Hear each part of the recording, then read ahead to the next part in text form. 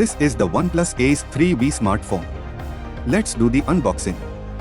After opening the box, we can see a back case. Let's take this out.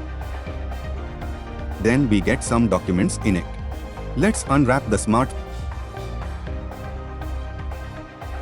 This is a black color variant. Then we have a 100-watt charger and a charging cable in the box. Let's boot the smartphone. We will wait till the phone is booting up. The booting is completed now. Let's set up the smartphone. This smartphone has a glass back with a plastic frame, volume buttons at side and OnePlus logo at back. It comes with a 6.7-inch AMOLED display with 120Hz refresh rate. It comes with IP65 ratings. This smartphone has the latest Snapdragon 7 Plus Gen 3 processor.